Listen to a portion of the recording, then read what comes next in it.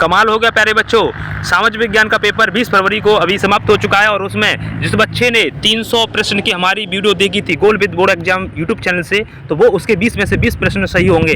तो आप सभी का स्वागत है। आपने अभी तक ये channel goal with board exam अभी तक सब्सक्राइब नहीं किया तो जल्दी से सब्सक्राइब कर लीजिए और फटाफट आज जो है हम पेपर के आंसर्स देखने वाले हैं 825 GS सेट के। तो जल्दी से मिला लीजिए आंसर फटाफट।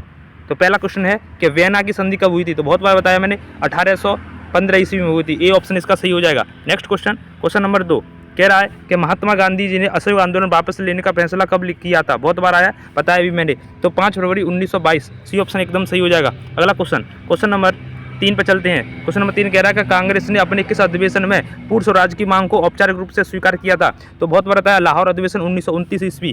ठीक। अगला क्वेश्चन नंबर 4 कह रहा है कि श्रीलंका ने निम्नलिखित में से कौन सा बहुसंख्यक वर्ग है श्रीलंका में? तो बहुत बताया, सिंहली। तो डी ऑप्शन एकदम सही हो जाएगा इसका। नेक्स्ट क्वेश्चन नंबर अगला चलते हैं 5 पर। कह रहा है कि निम्नलिखित में से संवर्धित सूची का विषय है? तो क्या है? शिक्षा है। सी ऑप्शन एकदम सही हो जाएगा इसका।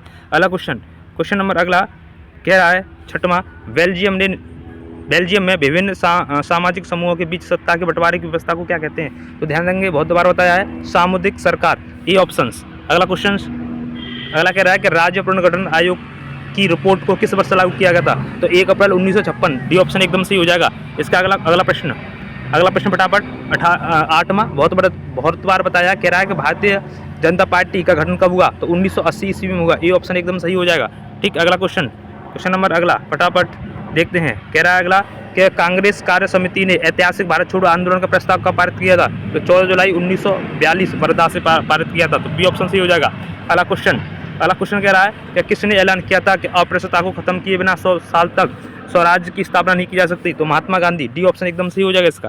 अगला क्वेश्चन नंबर अगला कह रहा है 11वां प्रश्न कह रहा है कि उत्तरी पूर्वी राज्यों में शुद्ध बोए गए क्षेत्रफलों को कम करने के लिए कौन सा कारक उत्तरदायी है?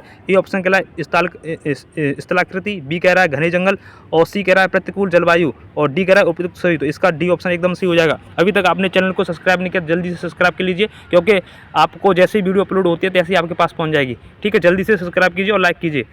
इसके बाद 12वां प्रश्न देखिए। कह रहा है कि जल भंडारण हेतु भूमिगत टैंक यानी जिसे टांका बोलते हैं का प्रयोग किस राज्य में होता है? तो देखो, भूमिगत टांका का प्रयोग होता है राजस्थान में। सी ऑप्शन एकदम सही हो जाएगा इसका। अगला क्वेश्चन नंबर 13वां कह रहा है कि लेटेराइट मिट्टी किस राज्य में पाई जाती है? तो अधिकांश उड़ीसा होगा इसका आंसर। वैसे मध्य प्रदेश में भी पाई जाती है, लेकिन यहाँ उड़ीसा आंसर सही होना चाहिए। अगला क्वेश्चन नंबर अगला कह रहा है कि 14वां निम्नलिखित में से किस खनिज का प्रयोग बिजली के तार बनाने में किया जाता है? तो जानते हो, तांबा का, कॉपर। बी ऑप्शन सही हो जाएगा। अगला 15वां प्रश्न चलते हैं फटाफट जल्दी से। 15वां कह रहा है कि भारत में सर्वाधिक किस मद का निर्यात किया जाता है? तो ध्यान, पेट्रोलियम उत्पाद। ये ऑप्शन सही हो जाएगा। अगला क्वेश्चन 16वां कह रहा है कि मानव विकास सूचकांक रिपोर्ट 2023-24 के अनुसार मानव विकास सूचकांक में कौन सा देश निम्न स्तर पर है?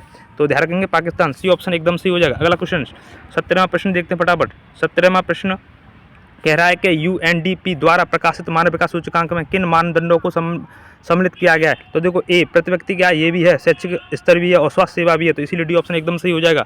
चलिए अगला प्रश्न। अभी तक चैनल सब्सक्राइब नहीं किया जल्दी से सब्सक्राइब कर लीजिए फटाफट, आपका कुछ घिसेगा नहीं। अगला क्वेश्चन कह रहा है 18वां निम्नलिखित में से कौन सा कार्य द्वितीय क्षेत्र में आता है? बहुत बार बताया, द्वितीय क्षेत्र में ईंट बनाना। सी ऑप्शन एकदम सही हो जाएगा इसका। अगला क्वेश्चन कह रहा है 19वां कह रहा है कि निम्नलिखित में से कौन सा वैश्वीकरण का प्रतिफल है? तो यहाँ का ए ऑप्शन कह रहा है आर्थिक वृद्धि, बी कह रहा है वस्तुओं व सेवाओं तक पहुंचना, सी कह रहा है सांस्कृतिक आदान प्रदान, और डी कह रहा है उपयुक्त सभी। तो उपयुक्त सभी इसका सही आंसर हो जाएगा। और लास्ट प्रश्न फटाफट देखते हैं। कह रहा है 20वां कह रहा है कि उपभोक्ता सुरक्षा अधिनियम कब आया? तो बहुत बताया 86 में आया। तो ये 20 प्रश्न की सटीक ऑफिशियल आंसर की है। और आपको वीडियो कैसा लगा जल्दी कमेंट करके बताएं और चैनल को सब्सक्राइब कर लें। और बाकी बच्चे 6 सेट जितने भी जहाँ से बच्चे देख रहे हैं वो अपने अपने सेट को मैं व्हाट्सअप नंबर कमेंट बॉक्स में डाल दूंगा, उस पर आप पेपर भेज देना व्हाट्सअप पर, तो मैं उसके ऑफिशियल आंसर आपको भेज दूंगा। जहाँ से भी जो बच्चे इस वीडियो को देख रहे हो और वो चाहते हैं कि हमारे पेपर का सॉल्यूशन कराइए सर, तो तुरंत नंबर पर आप लोग व्हाट्सअप कर सकते हो। ठीक है, और बाकी मिलते हैं नेक्स्ट वीडियो में। जय हिंद, जय भारत, वंदे मातरम, जय सीताराम।